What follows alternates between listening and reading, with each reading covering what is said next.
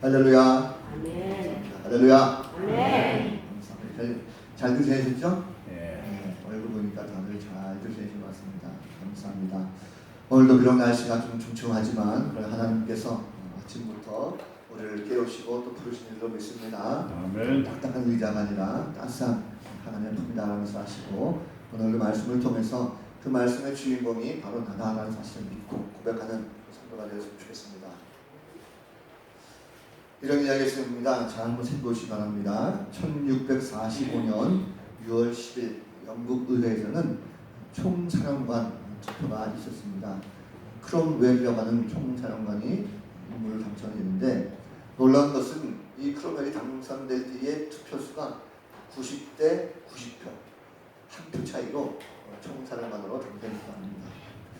영국 찰스 1세를 사형시킬 것이냐 말 것이냐 놓고 투표를 하게 됐는데 135명 재판관이 투표에 참석했답니다. 그랬는데 68대 67 한 표 차이로 사형이 가결되어져서 찰스 1세를 사형시켰습니다. 이 사건으로 영국 국명이 바뀌게 됐다고 합니다.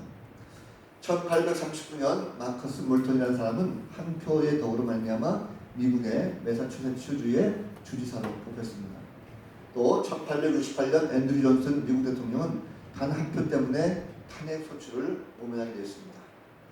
1875년 프랑스는 단 한 표 차로 왕정에서 공화국으로 바뀌는 새 역사를 시작했고 1923년 아돌프 히틀러는 단 한 표 때문에 세계 역사를 바꾸는 나치당을 장악해내는 이런 일이 벌어지게 됐습니다.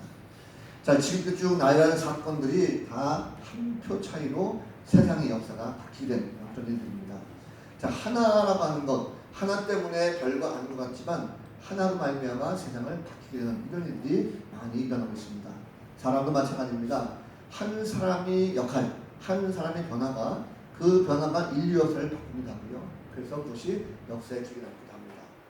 하나님께서 쓰시는 사람, 그 사람은요 반드시 하나님께서 지금도 사용하시는데 그 한 사람 때문에 바로 세상을 변화시키는 능력이 있게 될 줄로 믿습니다.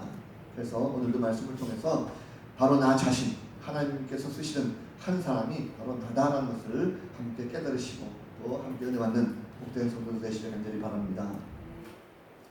자, 예수님께서 부활 승천하시고 이 땅에 남아있는 제자들이 복음을 전하기 위해서 무더미가 있었습니다. 처음에는 겁과 두려움이 많이 있었죠. 그런 제자들이었지만 오순절날 나가야 다락방에서 성령 충만함을 받고 이제 복음 들고 기꺼이 거리로 나가서 예수 그리스도를 외치게 됩니다. 자, 열악한 상황이지만 사도들 중심으로 예루살렘과 온 유대와 사마리아와 땅끝까지 이제 복음이 흩어지게 됩니다. 자, 초대교 때 이런 역할을 통해서 교회가 많이 성장하게 됐죠. 자, 그런데 초대교회 때 복음을 전할 때 있어서 가장 큰 역할을 했던 사람이 누굴까 하는 것을 좀 생각해보십시오. 만약에 한 사람을 뽑으라고 한다면 여러분 누굴 뽑겠습니까? 많은 분들은 고민하다가 혹시 예수님의 수제자 베드로 아니면 야고보, 요한 여러 가지 12 제자들 많이 얘기하는 것입니다. 수많은 사람들이 물론 다 역할했지만 그러나 대체적으로 학자들에 의해서 이 사람의 역할이 정말로 크다라고 하는 인물이 있습니다. 그것이 바로 사도 바울의 역할입니다.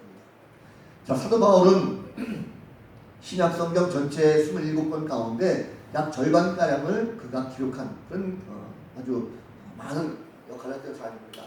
바울의 헌신적인 선교가 있었기 때문에 오늘날 전 세계의 기독교가 퍼질 수가 있었다라고 말합니다. 자, 도대체 바울은 어떤 사람이었을까? 우리가 말씀을 통해서 많이 들었지만 그러나 하나님께서 그를 초대교회 때 그렇게 위대하게 사용했다고 하니까 그를 통해서 기독교가 역사가 바뀌었다고 하니까 그의 모습을 좀 한번 좀 살펴봤으면 좋겠다 생각이 듭니다. 오늘 본문을 보니까 바울은요 골로새 성도들에게 내가 지금 성도들 위해서 받는 괴로움을 기뻐하고 있고 교회를 위해서 그리스도의 남은 고난을 내 입에 채우겠다고 고백하고 있습니다.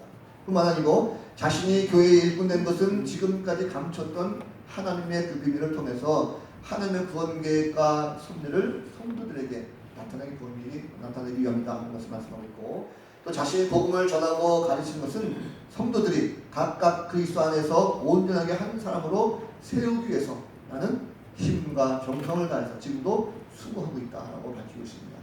자신의 모든 인생의 사역을 쭉 돌아보면서 자신이 이렇게 그리스도의 일꾼으로 쓰임받고 있다는 것을 마지막까지 고백하는 그런 장면이죠.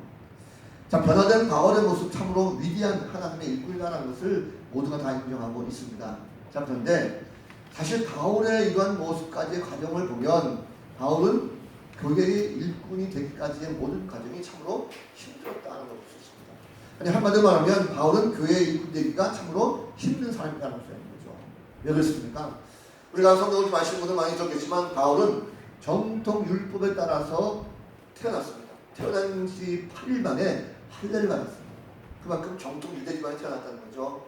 베냐민 지파 출신이었습니다. 순수 혈통을 잘하는 유대인 중에 유대인입니다. 뿐만 아니라 당대 최고의 학자 가말리엘이라는 사람의 밑에서 공부했습니다. 오늘날 말하면 뭐 서울대학교 대학원 과정 박사과정에서 공부한 그런 사람이죠. 굉장히 똑똑한 사람입니다.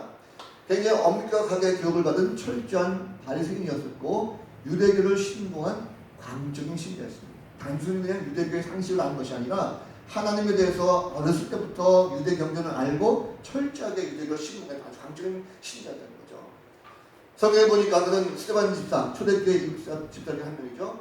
그 스데반 집사의 재판에도 입회해서 증인 역할을 했고, 그리고 사람들이 스데반을 돌로 쳐 죽일 때 당연히 저는 돌로 맞아 죽어도 싸다라고 생각할 정도로 아주 혈기왕성한 남자였습니다.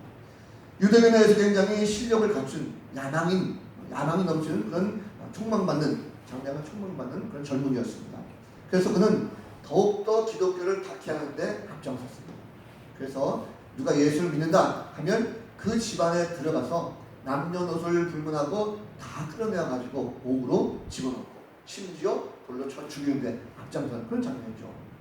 뿐만 아니라 바울은 이 예루살렘 교회를 핍박하는데 그치지 않고 더 나아가서 그 그리스도를 잡아 죽이려고 다메섹까지 가는 대제사의 공문을 받아가지고 다메섹까지 가는 그 열정을 가진 큰 인물이었습니다.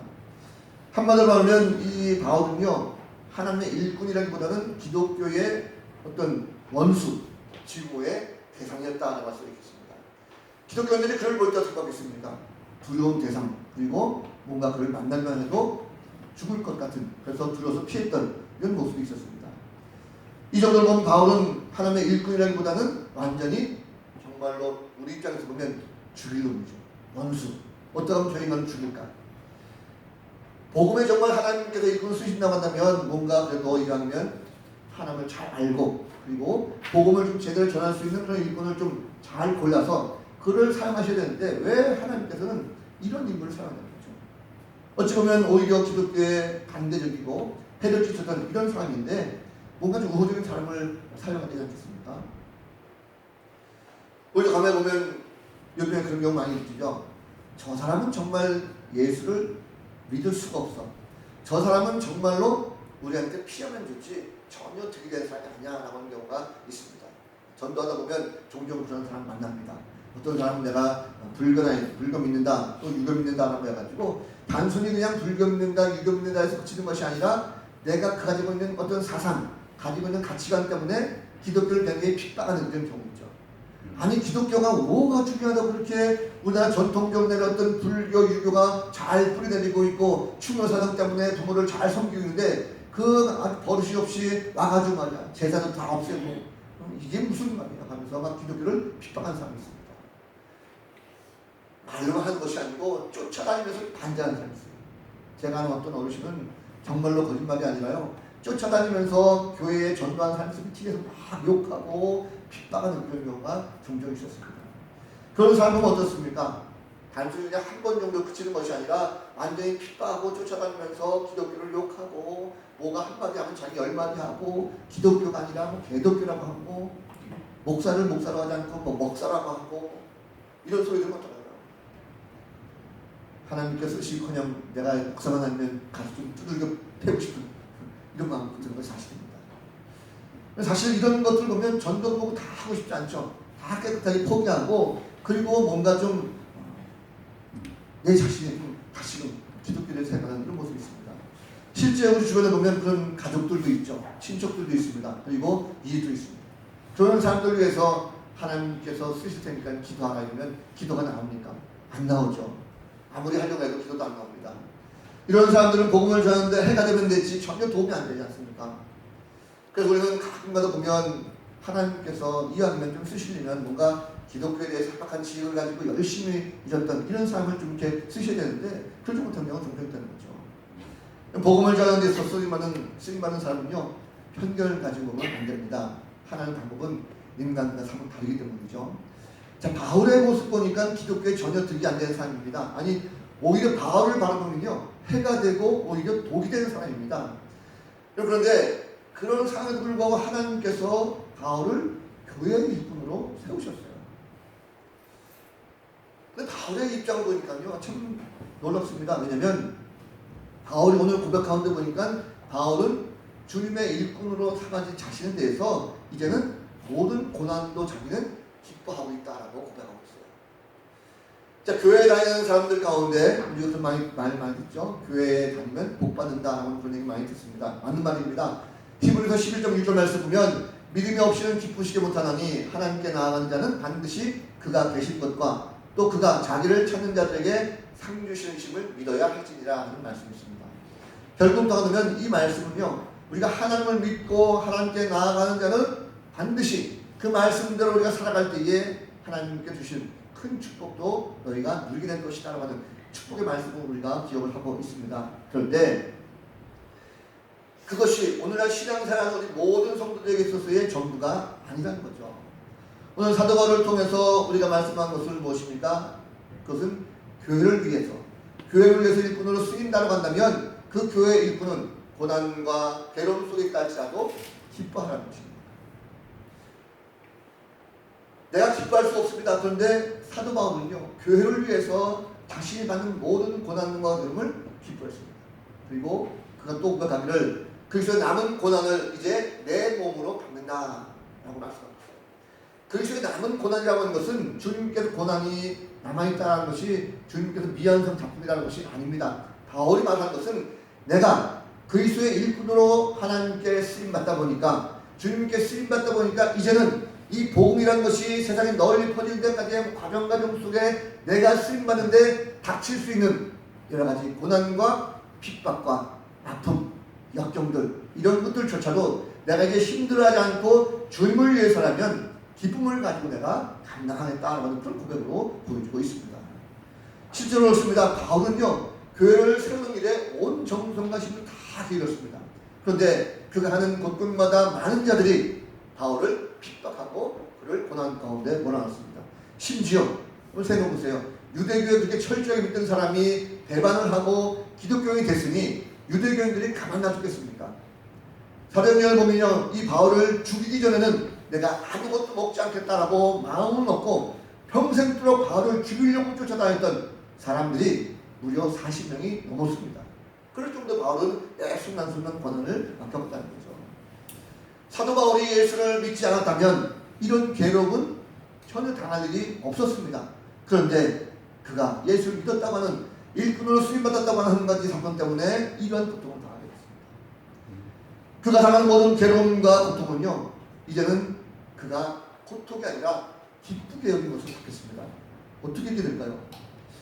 오늘날 믿는 성도도 마찬가지입니다. 우리가 이런 괴로움을 하는 사람이 많이 있죠. 다른 것은 다 좋은데 예수 믿는 것 하나 때문에 가족들 가운데 왕따를 당하거나 가족들 가운데 미움받는 이런 경우가 우리들도 종종 있습니다. 친척과 이웃으로부터 완전히 떠들맞는 거죠. 사회생활 속에도 마찬가지입니다. 직장을 하면서 괴롭힘을 당합니다. 단지 예수를 믿는다는 것 하나 때문에 내가 그리스도의 일꾼으로 쓰임받는 것 때문에 그 이유 때문에 우리가 핍박받고 고난당할 때가 있습니다. 그런데 낙심하지 마십시오. 우리 주님께로 받은 영광, 주님을 믿고 주님께로부터 받는 이 영광이라고 하는 것은요 바울의 고백은 자신이 당하는 모든 고난과 역경보다도 내가 주님께로부터 받는 이 영광이 더욱더 크다라고 바울은 고백하고 있어요. 그렇다면 우리 마찬가지입니다. 주님의 일꾼이라고 한다면 내가 잠시 약간 눈앞에 보이는 고난과 역경이 있다 할지라도 그것보다도 장차 있을 엄청난 축복이 나에게 임하기 때문에 지금까지의 모든 고난과 아픔은 까짓거 얼마든지 기뻐하며 버틸 수가 있다는 사실입니다. 바울이 그렇습니다. 예수 믿는 하나 때문에 동족에게 미움받았죠. 심지어 원수들의 사령이 없어서 늘 살았습니다. 옥에도 갇혔죠. 많은 고난을 받았습니다. 매도 많이 받았어요. 그리고 마지막 그는 순교의 현장으로 사라지고 말았습니다. 그런데 그는 마지막 순간까지도 그 삶이 기뻤던 거죠. 기뻐하고 즐거웠습니다. 어떻게 사도 바울이 이렇게 괴로움과 고난을 기뻐할 수 있을까? 그것은 마음속에 문제였던 거예요. 마음속에 교회에 일구는 것이, 그래 나는 나같이 큰 죄인의 개수와 같은 나 같은 존재도 주님께서 나를 택해 주시고 나를 일꾼 삼아주셨으니 그 일꾼을 삼아주신 것만으로도 나는 감사하다. 감사하고 또 감사하고 나를 충성되게 이었으니 나는 아무것도 필요 없다. 오직 주님께 감사할 뿐이다 하고 그 직분을 여겨주신 것에 대해서 무한한 감사를 주는 것이고요. 그 일꾼을 삼아주셨기 때문에 나는 주님께 몸밖에 드릴 것이 없습니다. 이 몸을 바치겠습니다. 라고 하는 바울의 고백입니다. 그래서 교회를 위해서 헌신하며 희생하며 살았던 바울의 모습, 바로 그리스도의 일꾼의 모습입니다. 이것이 많은 시간 가운데서도 낙심하지 아니하고 주신 사명을 잘 감당할 수 있는 비결이 되는 거죠. 우리도 이 바울의 영성을 회복해야 될 줄로 믿습니다. 이것을 알고 깨닫고 우리도 충성해야 될 것입니다. 오늘도 주님은 자신을 부인하고 자신의 십자가를 지고 따르는 신실한 한 사람의 믿음의 일꾼을 찾으신다는 사실을 믿으시기 바랍니다. 믿음의 일꾼이 됐을 때 이제 바울이 했던 것은요, 모든 것이 다 예수 그리스도의 중심의 삶을 살아볼 수가 있습니다. 자, 바울이 오늘 말씀할 것은 무슨 말을 합니까? 하나님께서 감추신 비밀이 성도들에게 나타났다라고 말하고 있어요. 이 비밀은 만세와 만대로부터 감춰졌던 것인데 이제 그 비밀이 나타나게 됐다라고 말씀합니다. 모든 사람에게 아니라 믿는 사람들에게 나타났다는 거죠.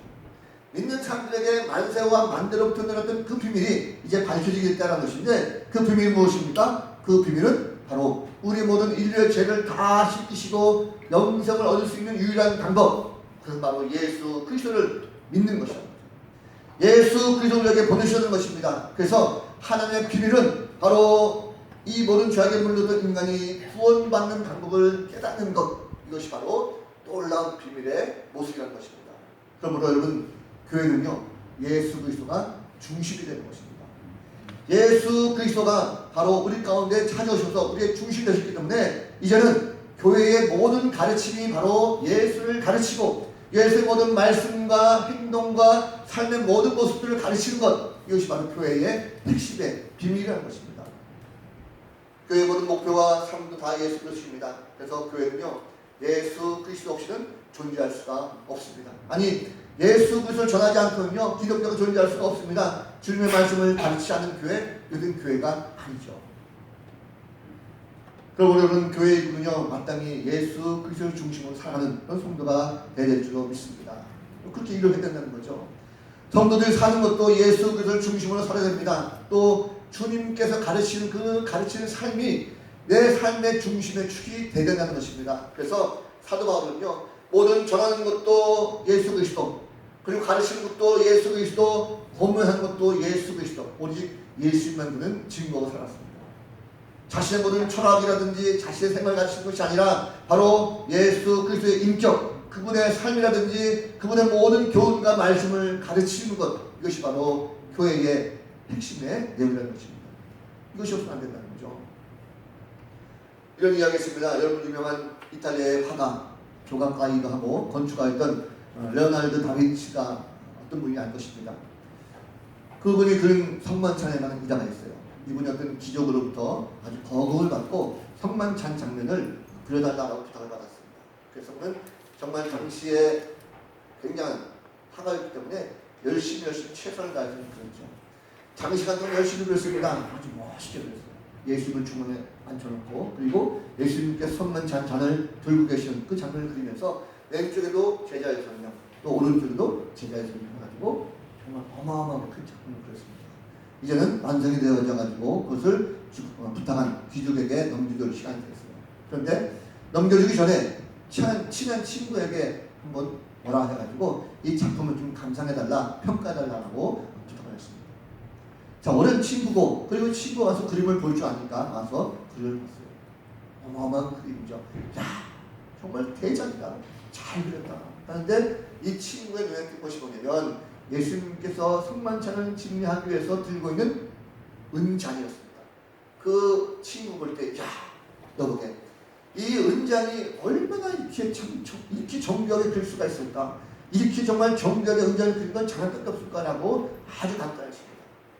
그런데 다빈치는요, 그 소리를 듣는 순간에 갑자기 붓을 뜨더니 그 그림을 다 지워버렸습니다. 친구가 깜짝 놀랐죠. 커다란 그림을 한순간에 그 대작을 한순간에 지워버렸으니 얼마나 깜짝 놀랐겠습니까? 여보게 무슨 일인가 라고 했으니 다빈치가 하는 말이 이것입니다. 여보게 친구, 나는 예수 그리스도 외에는 어떤 것도 중심이 돼서는 안 된다고 생각합니다. 이 그림의 중심은 예수 그리스도야. 그런데 자네가 본 것은 지금 예수님을 본 것이 아니라 예수님이 들고 있는 그 의자를 갖다 간다면 이 그림은 실패야 하면서 그림을 지워버렸다는 거죠. 이런 모습이 정말 예수님을 중심으로 모시고 있는 그런 삶이 아니겠습니까? 우리가 우리 삶 가운데 중심이 될 수 있는 것 바로 예수 그리스도로 믿으시기 바랍니다. 예수 외에 다른 것에 눈길을 끄면 그것은 우상숭배의 모습으로 전락하고 마는 것입니다. 사도 바울은 그 고백합니다. 예수 그리스도와 그의 십자가에 못 박히신 것 외에는 아무것도 알지 아니하기로 나는 작정하였다 그랬어요. 예수님만이 나의 최고, 예수님만을 내가 알겠다는 거죠. 그래서 그는 죽는 날까지 오직 예수 그리스도 주님만을 고백하고 살았습니다. 사도 바울은 자기 이름을 결코 내려가지 않습니다. 명성을 얻으려 봉사하지 않았어요. 그리고 부와 명예는 그가 구한 것이 결코 아니었습니다. 고린도후서 4장 5절 말씀 보면 우리는 우리를 전파하는 것이 아니라 오직 예수 그리스도의 주되신 것과 또 예수를 위하여 우리가 너희에게 종된 것을 전파함이라 라고 고백하고 있습니다. 그는 철저하게 평생도록 자기를 숨기고 주님의 이름을 나타낸 하나님 영광의 중심에 선 그런 삶이 되는 것을 볼 수가 있습니다. 이것이 바로 복음주의의 신앙이라는 거죠.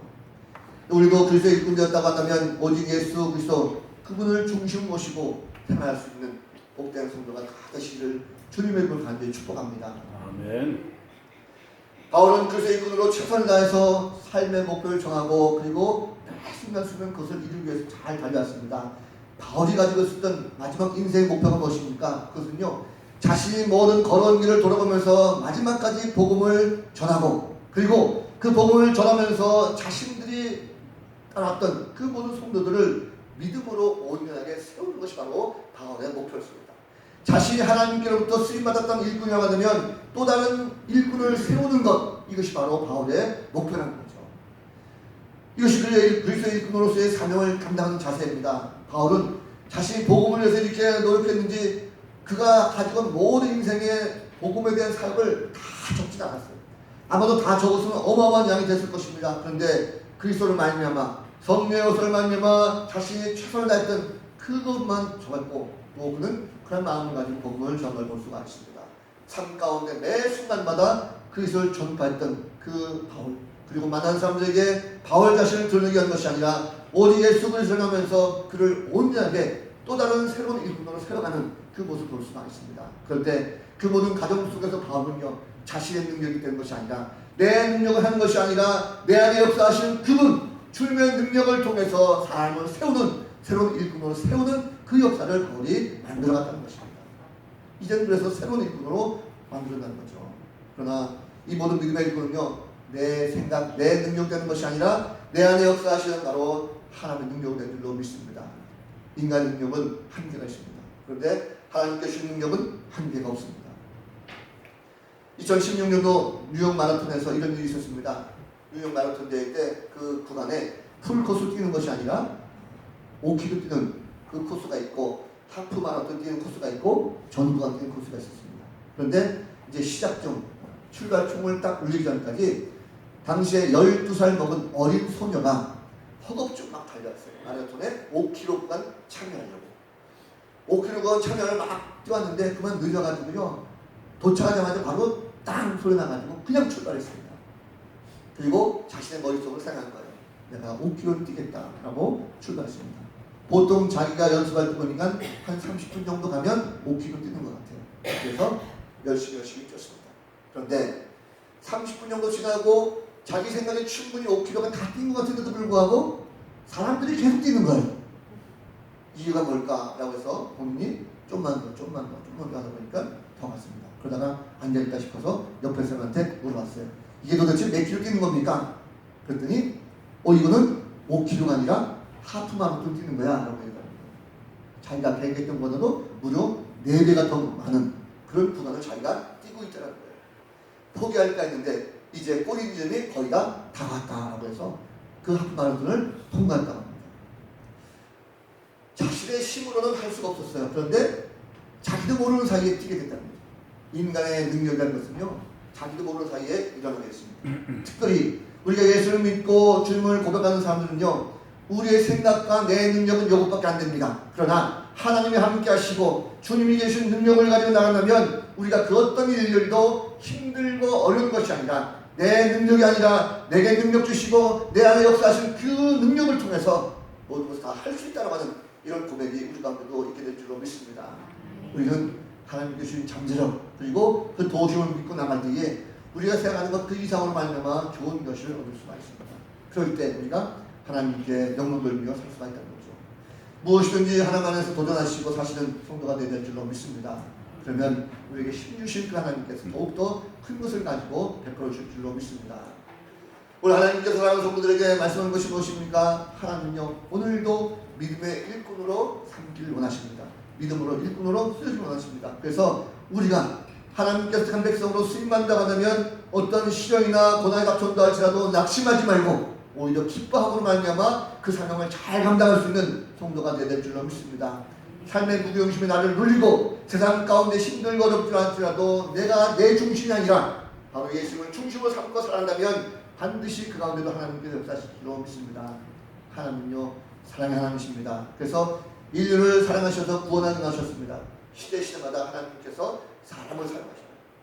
친히 하시는 것이 아니라 사람을 택하시고 그 사람을 보내셔서 구원을 이루시는 분이 바로 하나님이십니다. 인류의 죄 문제를 위해서 예수님을 이 땅에 보내셨죠.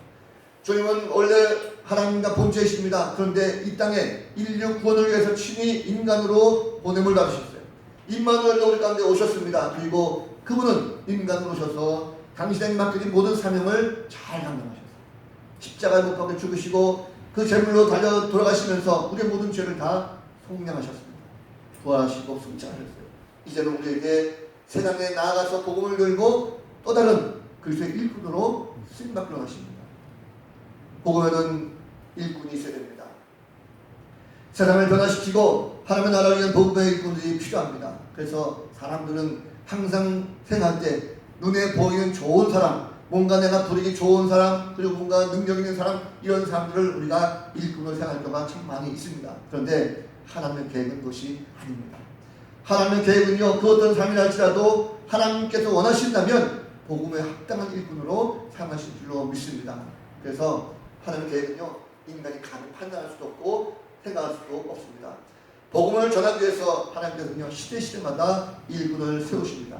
고난을 통해서 변화시켜 주시고 택하기도 하시고, 때로는 말씀을 통해서 깨닫게 하시고 그를 부르시기도 합니다. 때로는 누군가의 전도에 의해서 그 사람을 더욱더 감동시켜 주시고 일꾼으로 도전도 하십니다. 그래서 일꾼 없이는요, 복음이 결코 전파되지 않습니다. 그래서 일꾼을 쓰임받는 사람들은요, 참된 기쁨을 누리면서 감사한 자들이 되게 해주십니다. 오늘 말씀 보니까 하나님께서 쓰시는 일꾼은요, 외형적인 조건이 그렇게 중요하지 않습니다. 주님은 보면 약한 자를 사용하셔서 강한 자를 이기게 하십니다. 그리고 없는 자를 들어 쓰셔서 있는 자들을 부끄럽게 하십니다. 그것이 바로 하나님의 능력입니다. 결국 하나님께서 쓰시는 일꾼은 바로 외형적인 모습이 아니라 하나님을 온전히 믿는 충성된 일꾼 한 사람, 그 사람을 들어 사용하시는 것입니다. 시대를 따라가다 보면 반드시 그 시대에 하나님께서 목적을 가지고 사용하시는 귀한 도구들이 있습니다. 때로는 그 사람이 기독교를 핍박하게 된 사람들도 있습니다. 때로는 주님을 전혀 몰랐던 사람들도 있습니다. 그런데 하나님께서는 그런 사람들도 변화시켜서 사랑하십니다. 인간은 잘 모르지만 하나님의 계획 속에 있는 자들은요, 하나님의 때가 되면 반드시 부르시고 모두가 다 사용된 걸 볼 수가 있습니다. 그리고 그렇습니다. 말씀을 정리해보면 우리 모두가 다 하나님께서 택하시고 부르신 일꾼이라는 것을 믿으시기 바랍니다. 그래서 한번 생각해 보십시오. 여러분, 하나님께 부르신 그 부름의 삶을 따라서 우리 열심히 그 사명을 잘 감당하고 있습니까? 정말 하나님께 나를 쓰시고자 나를 변화시켜 주시고 복음의 일꾼으로 부르셨는데 과연 거기에 합당한 신앙생활을 하고 달려가고 있냐는 것입니다. 사도 바울과 같이 전혀 쓰이지 못할 것 같은 그런 사람도 변화시켜서 사용하시는 그 하나님이십니다. 우리를 변화시켜주고 사용하고자 우리를 부르셨다고 하면 우리는 마땅히 그 주변 사명에 맞게끔 쓰임받는 성도가 되어야 될 줄로 믿습니다. 대외적으로는 복음 들고 나가서 복음을 전하는 것도 중요하지만 내재적으로는 이 안쪽으로는 함께 공동체에서 함께 힘을 모아서 합력하고 섬기고 나누는 이런 일꾼도 사명이 다 감당되는 줄로 믿습니다. 이번 주 금요일부터 어린 여름성경학교가 시작됩니다. 여러분 장마가 이제 막바지 다 다다르고 휴가철이 다가오다 보니까 많은 성도들이 이제 휴가를 떠납니다 라고 그런 소식들이 종종 들리고 있어요. 그러다 보니까 자칫 여름 행사를 진행하는데 여러 가지 일정이 부족하면 어떡하나 하는 마음에 어려움이 좀 있습니다. 여러분 성경학교는 바울과 같이 믿음을 가진 우리 모두가 또다시 새로운 일꾼들, 어린 신령들을 다시금 말씀으로 잘 양육하고 세우고 그들이 장차 교회를 위해서 나라 민족을 위해서 세계를 위해서 변화시킬 수 있는 훌륭한 믿음의 일꾼을 세워가는 그 작업이 바로 여러분 성경학교가 해당될 수가 있습니다. 우리는 눈으로만 바라볼 것이 아니라 함께 이 모든 것에 동참하고 그리고 함께 많은 관심과 협조를 가질 수 있는 성도가 될 줄로 믿습니다. 그래서 열림교회가 더욱더 성장하고 부흥하고 교회의 모든 기관들이 다시금 새롭게 일어나는 큰 역사 그런 걸 하면 우리 모든 교회학교 어린이들이 다시금 말씀으로 심어서 그리스도께 쓰임받을 수 있는 참된 일꾼의 성도들이 되었으면 좋겠습니다. 한 주간 동안도 우리가 하나님께서 쓰시고자 하는 그 믿음의 한 사람입니다는 것을 우리가 알고 믿음 가운데 기도하시고 한 주간 동안도 승리하시는 복된 성도들 다 되시기를 우리 구주 예수 그리스도 이름으로 간절히 축원을 드립니다. 기도하겠습니다. 걸어가신 하나님 참으로 힘들고 어려운 시대입니다. 주님의 이름으로 쓰임받은 우리가 참으로 부족하고 연약합니다. 그러나 다시금 용기와 도전 주시니 참 감사합니다. 우리가 쓰임받기로 합니다. 하나님께서 택하신 그 귀한 한 사람 믿음의 일꾼으로 쓰임받을 수 있는 복된 성도들 되게 하여 주옵소서. 그런 걸 말미암아 주님께서 가라하신 곳에 가게 하시고 또 주의 말씀 따라 순종하며 매 순간순간을 참된 그리스도의 일꾼으로 쓰임받을 수 있는 복된 성도들 될 수 있도록 은혜려 주옵소서. 우리가 당하고 있는 모든 고난을 기뻐할 줄 알고 또 모든 것을 쓰일 때에 오직 예수 그리스도를 중심으로 살아갈 수 있는 복된 성도들 될 수 있도록 축복하여 주옵소서. 마지막 순간까지 또 영혼을 살리고 또 일꾼을 세워나갈 수 있는 귀한 일꾼들 될 수 있도록 축복하여 주옵소서. 모든 것 감사 찬양하고 살아계신 예수 그리스도 이름으로 간절히 기도하옵나이다. 아멘.